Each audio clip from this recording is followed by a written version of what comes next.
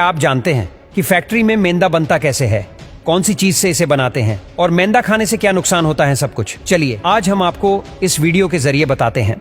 दोस्तों, मैदा भी वैसे गेहूं से ही बनता है जिसकी चपाती हम हर रोज खाते हैं, लेकिन आखिर मैदा फिर उससे अलग कैसे होता है? इसके लिए दोस्तों आपको गेहूं का स्ट्रक्चर समझना होगा। दरअसल गेहूं के दाने के 3 हिस्से होते हैं। जो सबसे ऊपर वाली परत होती है उसे ब्रैन कहते हैं, जिसमें फाइबर मिनरल्स होते हैं। बीच वाले हिस्से को हम एंडोस्पर्म कहते हैं और इसमें स्टार्च कार्बोहाइड्रेट ही होता है।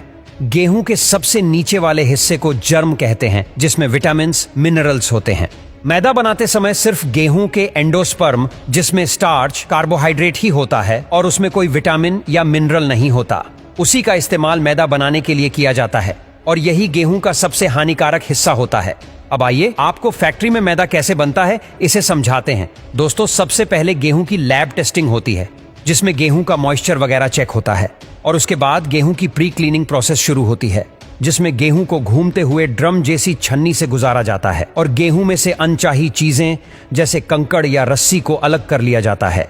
इसके बाद दोस्तों गेहूं ग्रेविटी क्लीनर में पहुंचता है, जहां पर एक के ऊपर एक कई सारी तिरछी छन्नी लगी होती हैं और ये गेहूं में से अन्य फसलों के दाने या डंठल आदि को साफ कर देती हैं।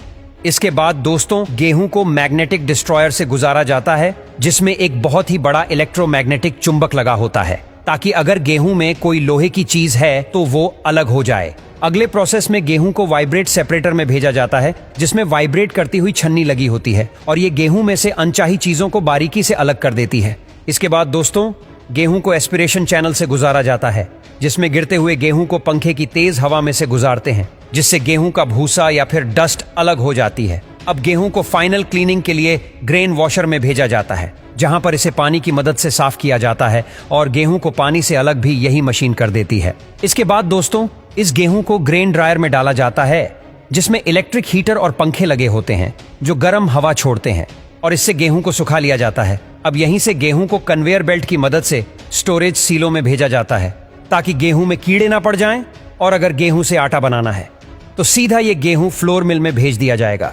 लेकिन हमें तो मैदा बनाना है और इसीलिए इस गेहूं का मॉइस्चर बढ़ाने के लिए इस गेहूं को टर्बोलाइजर डंपर में भेजा जाता है, जहां पर गेहूं को पानी में मिलाकर मिक्स कर लिया जाता है। इसके बाद गेहूं को 10 से 12 घंटों के लिए होल्डिंग टैंक में रखा जाता है, जिससे गेहूं के बाहर का ब्रैन लेयर सख्त हो जाता है, जबकि अंदर का एंडोस्पर्म फूला रहता है। इस तरह से दोनों के टेक्सचर में आया डिफरेंस मैदा बनाने के लिए बहुत इंपॉर्टेंट है।